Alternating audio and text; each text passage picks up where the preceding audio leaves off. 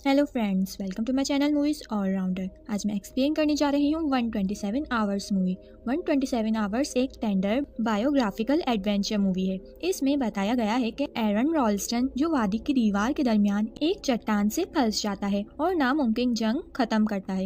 इन April 2003 Aron Ralston Canyonlands National Park Utah के जुनूब में एक स्लॉट कैनन में एक चट्टान की जद में आ गया। पानी की कमी से मरने के खतरे में वादी में 5 रातें गुजारने के बाद रॉल्स्टन ने फरार होने के लिए अपना राइट हैंड कट कर लिया। इस वाक़ये को फिल्म 127 आवर्स में मशहूर किया गया है। 127 आवर्स मूवी यूटा की रियल प्लेस पर शूट की गई है। मूवी स्टार्ट होती है और माउंटेनियर एरन रॉल्स्टन अपना सामान पैक कर रहा होता है और फिर वो ड्राइविंग करके यूटा कैनियन लैंड्स जाने लगता है। अब एरन कैनियन लैंड पहुंच जाता है और कैमरा ऑन करके वीडियो बनाने लगता है और फिर कार पार्क करके साइकिलिंग करके आगे जाने लगता है। वो प्लेस वीरान होती है, वहाँ बस टूरिस्ट आया करते हैं। वहां पहुंचकर उन्हें 2 टूरिस्ट दिखाई देते हैं जो रास्ता भूल जाती हैं, तो एरन उन्हें रास्ते बताते हुए खुद भी ग्रीन रिवर जाने लगता है उनके साथ। फिर एरन उन दोनों से कहता है कि मुझे एक ऐसा रास्ता पता है जहां से जाने में बहुत मजा आएगा, और फिर वो माउंटेन के बीच से वहां जाता है और ऊपर से रिवर में जंप करते हैं।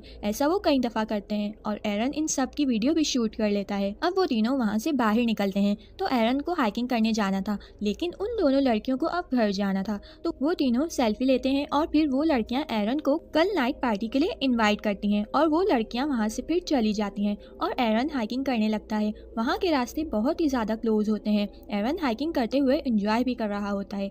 आगे जाकर वो नीचे की तरफ जाने के लिए एक छोटी चट्टान के ऊपर चढ़ता है, लेकिन वो नीचे स्लिप हो जाता है और साथ ही वो चट्टान भी साथ गिर जाती है, जिससे एरन का राइट हैंड उस चट्टान और माउंटेन्स के बीच फंस जाता है। पहले तो एरन को समझ नहीं आ रहा होता कि उसके साथ क्या हुआ है। वो बहुत नीचे होता है और उन माउंटेन्स के बीच बिल्कुल थोड़ा सा गैप होता है। अगर ऊपर से कोई देख भी ले तो उसे एरन नजर नहीं आएगा।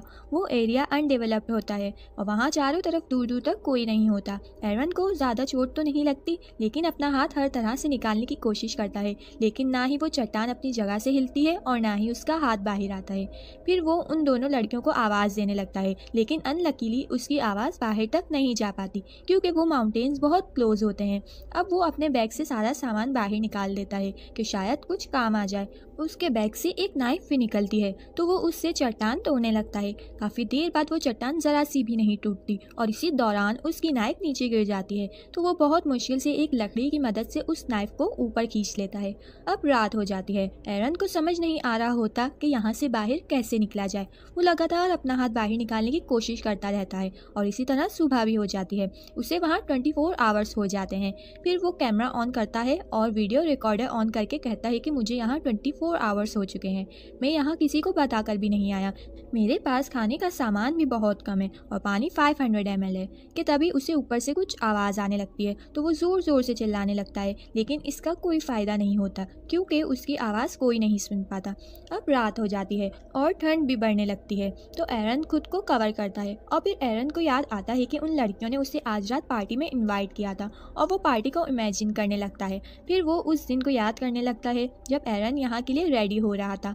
उसकी मॉम ने उसे कॉल की थी, लेकिन उसने कॉल पिक नहीं की। अगर वो पिक कर लेता और उन्हें इन्फॉर्म कर देता तो उसकी मॉम उसे बचाने यहाँ ज़रूर आ जाती और इसी तरह सुबह भी हो जाती है। अब उसे यहाँ 2 दिन हो चुके थे। तीसरे दिन एरन रस्सी को ऊपर चट्टान से बांधकर उस चट्टान को रस्सी से खींच के हटाने लगता है। वो अपनी पूरी जान लगा देता है उस चट्टान को हटाने में, लेकिन इसका कोई फ़ायदा नहीं होता। वो चट्टान टच से मस नहीं होती। वहाँ बहुत से इंसेक्ट्स भी होते हैं। अब उसके पास पानी भी ख़त्म हो चुका होता है। एरन के पास कुछ खाने को भी नहीं होता। वो एक एक चीज़ नोटिस कर रहा होता है और वो अपनी वीडियो क्लिप्स बनाता रहता है। अब एरन डिसाइड करता है कि वो अपना हाथ काट देगा। वो एल्बो को टाइट से बांध लेता है और फिर हाथ काटने लगता है, लेकिन नाइफ की शार्पनेस बहुत कम होती है, उससे सिर्फ उसके हाथ पे स्क्रैचेस आते हैं। एरन बहुत ज़्यादा डिसअपॉइंटेड हो जाता है। फिर एरन वीडियो रिकॉर्ड करता है कि कभी भी चीप टूल्स मत बाय करो क्योंकि ये कभी भी तुम्हारे काम नहीं आएंगे। एरन को अपनी फैमिली और फ्रेंड्स बहुत ज़्यादा याद आ रहे होते हैं। उसे अपना बचपन भी याद आ रहा होता है कि तभी ऊपर बादल आ जाते हैं और बहुत तेज़ बारिश होने लगती है, तो एरन फ़ौरन अपनी बॉटल में पानी भरने लगता है और वहाँ माउंटेन्स में भी पानी आने लगता है और देखते ही देखते पानी का लेवल बढ़ जाता है और एरन डूबने लगता है। एरन पानी में जाकर चट्टान को हटाने लगता है। काफ़ी मुश्किलों के बाद वो उसे हटाने में कामयाब होता है और फिर वो अपनी कार की तरफ आता है और ड्राइविंग करके अपनी फ्रेंड के घर जाकर हेल्प मांगता है। लेकिन अरे ये क्या, ये तो उसका ड्रीम होता है। उसे यहाँ ट्रैप हुए 4 दिन हो गए थे। 5th डे वो मेंटली बहुत अजीब होने लगता है। वो अपनी वीडियो रिकॉर्ड करता है जिसमें कमेंट्री करने लगता है और खुद से बातें करता है और खुद ही हंसने लगता है और ये भी बताता है कि जिस शॉपकीपर से मैंने हाइकिंग का सामान लिया था, अगर मैं उसे सच बता देता तो वो मेरे मिसिंग होने की पुलिस में रिपोर्ट ज़रूर सबमिट करवाता। और अपने पेरेंट्स से कहता है कि मैं आप लोगों से बहुत प्यार करता हूँ। एक्चुअली उसे अब लग रहा होता है कि वो यहाँ से नहीं निकल पाएगा, क्योंकि ना तो उसके पास कुछ खाने को है और ना ही पीने को, और अब उसे यहाँ से बचकर बाहर निकलने की कोई उम्मीद नहीं नजर आ रही होती।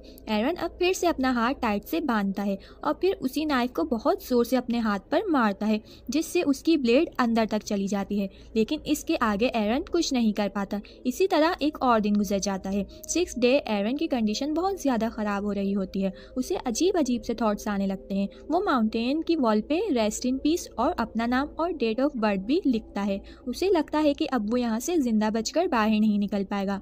वो हिम्मत करने लगता है कि तभी उसे सामने एक सोफे पे अपना फ्यूचर सन दिखाई देता है, जिसके साथ वो खेल रहा होता है। ये देखकर वो बहुत इमोशनल हो जाता है और फिर उसे हिम्मत मिलती है और फिर वो अपने हाथ को अपोजिट साइड मोड़ने लगता है और अपने एल्बो की बोन को तोड़ देता है और फिर स्लोली वो अपना हाथ काटने लगता है और बोन तोड़ने की वजह से हाथ काटने के बाद इजीली वो उसे अपनी बॉडी से अलग कर देता है और वो उस चट्टान से आज़ाद हो जाता है। उसके बाद वो अपने हाथ को कपड़े से कवर करता है और अपने कटे हुए हाथ की फोटो भी कैप्चर करता है। आफ्टर 127 आवर्स फाइनली वो वहाँ से बाहर निकलता है। वहाँ कुछ पानी जमा होता है तो एरन वहाँ जाकर बहुत सारा पानी पीने लगता है और बाहर की तरफ जाने लगता है। वो बहुत ज़्यादा पेन में होता है, फिर भी वो आगे बढ़ता जाता है। आगे जाकर उसे एक फैमिली नज़र आती है जो हाइकिंग के लिए यहाँ आए हुए होते हैं। वो उनके पास जाता है तो वो एरन की मदद के लिए रेस्क्यू टीम को कॉल करते हैं और फिर वहाँ हेलीकॉप्टर आता है और एरन को हॉस्पिटल ले जाते हैं। कुछ टाइम बाद एरन बिल्कुल ठीक हो जाता है और हमें एरन और उसकी वाइफ को दिखाया जाता है। उन्होंने 3 साल बाद शादी कर ली होती है और उनका एक बेटा भी होता है। उसके बाद वो हाइकिंग के लिए जाता रहता है और नोट जरूर लिख के जाता है कि वो कहाँ जा रहा है। और इसी के साथ ये मूवी एंड हो जाती है।